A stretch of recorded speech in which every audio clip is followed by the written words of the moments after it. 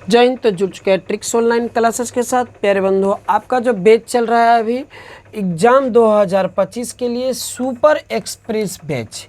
कौन सा बैच? तो सुपर एक्सप्रेस बैच। और आपको ये सुपर एक्सप्रेस बैच में जितने भी वीवीआई क्वेश्चन हैं सभी को हम कवर करने का प्रयास करेंगे। तो प्यारे बंधुओं, आप हमारी वीडियो के इन तक बने रहिए क्योंकि आप जुड़े रहिए ट्रिक्स ऑनलाइन क्लासेस के साथ।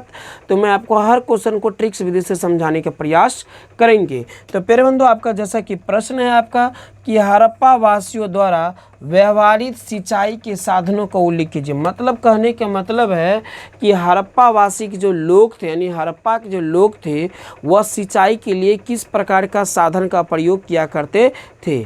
तो प्यारे बंधुओं, आपको हम बता दें कि हड़प्पा के जो लोग थे, हड़प्पा वासियों जो थे, हड़प्पा वासियों की बात किया जाए प्यारे बंधुओं, हड़प्पा वासियों की बात किया जाए तो यह सिंचाई के लिए, किसके लिए? तो सिंचाई के लिए जो है प्यारे बंधुओं, यह जो है तीन चीज़ों को प्रयोग किया करते थे। पहला तालाब को, किसको? तो तालाब को प्रयोग करते थे। दूसरा नहर को और तीसरा जो है कुआं का प्रयोग किया करते थे। किसको? तो कुआं का। अब हमारी बातों को समझिए प्यारे बंधुओं। अब तालाब और नहर और कुआं में कई फर्क है। नहर जो होता है प्यारे बंधुओं, वो इस तरह से लंबी होती, किसी जो है आगे चलकर कोई गंगा या गंगा से क्या होता है जुड़ी होती है, जो एक छोटी मार्ग होती है, जो पानी चलता पानी होती है, जो पानी होती क्या होती है? चलता पानी होती है। तो इसे हम नहर कहते हैं। इसे क्या कहते हैं हम लोग? नहर कहते हैं। मेरे बातों को समझिए। अब तालाब जो होता है, ये तो नहर की बात बताते हैं। तालाब जो होता है प्यारे बंधुओं, जो चारों ओर से घिरा हो, जो चारों ओर से घिरा हो उसे हम तालाब कहते हैं। जो चारों ओर से घिरा उसे हम क्या कहते हैं? तालाब। और कुआं तो आप सब भली भांति जानते हैं कि कुआं किस तरह होता है। कुआं जो है मिट्टी के अंदर होती है, जो खुदाई करके बनाई जाती है। ठीक है, तो ये बात को समझिए। आप देखिए, हम बात बता रहा हूँ प्यारे बंधु, ये सब जो है तालाब के द्वारा भी सिंचाई करते थे, नहर के द्वारा और क्या कहा जाए, कुआं के द्वारा। अब ये जो हड़प्पा जो है, इस प्रकार के जो हड़प्पा के जो हम बात कर रहे हैं प्यारे बंधुओं, सन 1921 ईस्वी की बात कर रहे हैं, ईसा पूर्व का। ठीक है ना, 1921 ईस्वी की बात कर रहे हैं प्यारे बंधुओं।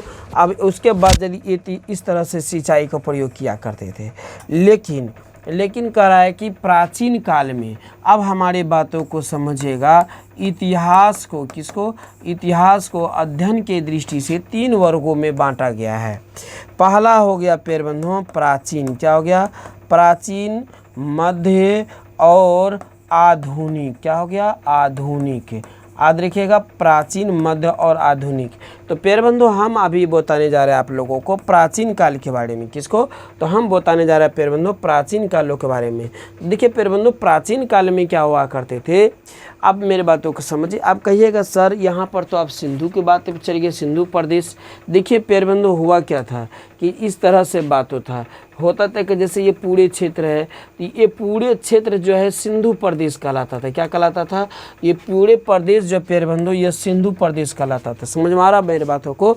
ये पूरे प्रदेश जो है तार वाली जो है माइक इसे लपटा जाता है, इसलिए घूमना पड़ जाता है प्यारे बंधु। तो हमारे बातों को समझिए, ये सब जो है, ये सब सिंधु प्रदेश थे, सिंधु प्रदेश था। और इसी में जो है हड़प्पा, मोहनजोदड़ो, काली बंगाल, लोथल, इसी का आसपास से पाया जाता था। तो यहाँ पर मुख्य रूप से जो था सिंधु प्रदेश में, वो था प्यारे बंधु हड़प्पा। कौन था? तो हड़प्पा था। इसलिए इसको हड़प्पाई सभ्यता या सिंधु सभ्यता के नाम से भी जाना जाता है। अब हमारे बातों को समझिए प्यारे बंधु। कह रहा है कि प्राचीन काल में सिंधु प्रदेश में वनस्पति प्रचुर मात्रा में थे। यानी कि ये पूरे बात करें, ये पूरे क्षेत्र जो था, यदि इसका क्षेत्र की बात करें तो यह सिंधु प्रदेश क्षेत्र कहलाता था। क्या कहलाता था? तो सिंधु प्रदेश क्षेत्र कहलाते थे। ये बात याद रखा, ये पूरे जो कहलाता था प्यारे बंधु, ये सिंधु प्रदेश क्षेत्र कहलाता था। यहाँ तक क्लियर? ये जो पूरे कहलाता था, क्या कहलाता था प्यारे बंधु? सिंधु प्रदेश क्षेत्र कहलाता था। अब इसी के अंदर में था प्यारे बंधु हड़प्पा। क्या था? तो इसी के क्षेत्र में था प्यारे बंधु हड़प्पा। अब हड़प्पा जो था प्यारे बंधु, तो अब कह रहा है इसी क्षेत्र में हड़प्पा था। अब इसी क्षेत्र में था प्यारे बंधु हड़प्पा। अब देखिए यहाँ पर जो है प्यारे बंधु, मेरी बातों को समझिए, प्रचुर मात्रा में प्रचुर मात्रा में वन पाया जाता था। प्रचुर मात्रा में क्या पाया जाता था? वन। वन मतलब जंगल अत्यधिक मात्रा में थे। अब ये वन क्या करता है प्यारे बंधु, हमारी बातों को समझिए। वन जो है बादलों को, किसको? वन जो है बादल को, मेरी बातों को समझिए। वन जो है बादल, जिससे वर्षा होती है, वन जो है बादल को आमंत्रित करते थे। अब जब वर्षा अत्यधिक होगी तो यहाँ पर तो बाढ़ की संभावना बढ़ जाएगी। यहाँ किसकी संभावना बढ़ जाएगी? बाढ़ की संभावना बढ़ जाएगी और प्रतिवर्ष बाढ़ आ जाती थी, जिसके कारण बाढ़ की संभावना बढ़ जाती थी और प्रतिवर्ष बाढ़ आती थी। और बाढ़ के कारण जो है मिट्टी जो आती थी, वह मिट्टी आती थी जलोढ़ मिट्टी। कौन मिट्टी आता था प्यारे बंधुओं? तो आपको याद रखिएगा जलोढ़ मिट्टी आता था, ठीक है ना। कौन? तो जलोढ़ मिट्टी आती थी, आपको याद रखिएगा जलोढ़। यहाँ पर डो है, ठीक है ना। यहाँ क्या है प्यारे बंधुओं? तो 1 मिनट आपको याद रखिएगा जलोढ़, ठीक है। यहाँ पर जलोढ़ है, जलोढ़ मिट्टी आती थी। अब जलोढ़ मिट्टी जो है फसल के उपजाऊ के लिए उपयुक्त मानी जाती है। ये जो है जलोढ़ मिट्टी जो है फसल को उपजाऊ के लिए उपयुक्त मानी जाती है। अब इस तरह से जब बाढ़ आती थी तो क्या होता था कि नदियों में, नहरों में, नहर में या तालाब जो चारों ओर से घिरी होती थी, तालाब में और कुआं की जो है पानी स्तर बन जाता था। और कुआं में, कहाँ पर प्यारे बंधुओं? तो कुआं में जो है पानी की स्तर बन जाती थी, मतलब पानी जो ठहर जाता था, ठीक है ना। और जब वहाँ पर लोग सिंचाई करते थे तो सिंचाई के लिए जो है वे लोग अपने अपने साधन के अनुसार, अपने अपने क्या कहा जाए कि जिस प्रकार के, जहाँ पर नहर की व्यवस्था होता था वहाँ नहर, जहाँ पर तालाब होता था वहाँ तालाब, और जहाँ कुआं की व्यवस्था होता था वहाँ पर कुआं के सहारे जो है वो लोग क्या करता था, खेतों में सिंचाई किया करते थे, ठीक है ना, सिंचाई किया करते थे। तो आपको परिभाषा कैसे लिखना प्यारे बंधुओं? बोलेगा प्राचीन काल में, पहले बोलेगा प्राचीन काल में सिंधु क्षेत्र में, प्राचीन काल में सिंधु क्षेत्र में प्रचुर मात्रा में वन पाया जाता था। प्रचुर मात्रा में क्या पाया जाता? प्रचुर अत्यधिक मात्रा में वन पाया जाता था, जिसके वजह से वह बादल को आमंत्रण करते थे, मतलब बादल उससे ज़्यादा आता था, बादल की आमंत्रण होती थी। बादल की आमंत्रण होने से वर्षा जो है अत्यधिक मात्रा में होती थी, जिसकी वजह से बाढ़ की भयावह स्थिति पैदा हो जाती थी, यानी बाढ़ की स्थिति होती थी, ठीक है। और अत्यधिक बाढ़ आने से उसके साथ जो है जलोढ़ मिट्टी का बहाव आता था। जलोढ़ मिट्टी जो है कोई भी फसल के लिए उपयुक्त माना जाता है उर्वरक क्षेत्र में, यानी कि ज़्यादा फसल इससे उपजता है। अब यह हड़प्पा वासियों को जो मुख्य जो मतलब जीने के साधन था, मुख्य जो पेशा था वो व्यापार और कृषि पर ही था। कृषि और कृषि होता था तो उससे व्यापार होता था। जिस वक्त कृषि नहीं होता था उस वक्त व्यापार नहीं हो पाता था, मतलब थोड़ी मंदी पड़ जाती थी, क्योंकि उसका मुख्य जो है क्या कहा जाए व्यवसाय जो था वह कृषि ही थे, ठीक है। तो इसलिए वो कृषि के लिए वो हर प्रकार के साधन को अपनाते थे। तो जब उसके बाद बाढ़ की स्थिति जब समाप्त हो जाती थे तो वो जो मैदानों में जो जलोढ़ मिट्टी के जो एक जमा हो जाता था उसमें गेहूं और जौ को बुआई कर दिया जाता था, जो अप्रैल माह में काट ली जाती थी। जो अप्रैल माह में क्या कर जाता था? काट ली जाती थी। अब वह उसमें जो फसल जो लगाएगा तो उसे पानी की तो आवश्यकता पड़ेगा। अब पानी की आवश्यकता हेतु उन्होंने नहर की भी उपयोग क्या करते थे, तालाब का भी उपयोग क्या करते थे और कुओं का भी उपयोग किया करते थे। तो आपको हमारे परिभाषा को समझ में आ गया होगा। अब ऑब्जेक्टिव प्रश्न पूछ लिया जाएगा कि हड़प्पा वासियों की प्रमुख फसल क्या हुआ करते थे। तो हड़प्पा वासियों की प्रमुख फसल जो गेहूं और जौ हुआ क्या करते थे। प्रश्न आ जाएगा कि प्राचीन काल में जो है सिंधु क्षेत्र में क्या प्रचुर मात्रा में पाया जाता था। तो प्राचीन काल में जो है सिंधु क्षेत्र में प्रचुर मात्रा में जो है वन पाया जाता था, और वन के कारण जो है बादलों का आमंत्रण होती थी, और जिसकी वजह से वर्षा अत्यधिक मात्रा में होता था। वर्षा क्या होता था? वर्षा जो होता था प्यारे बंधुओं अत्यधिक मात्रा में होता था, और जब उसके वजह से बाढ़ की भयावह स्थिति पैदा हो जाती थी, जिससे कौन मिट्टी की बहाव होता था? जलोढ़ मिट्टी का बहाव होता था। ये सब पॉइंट को आपको याद रखना है।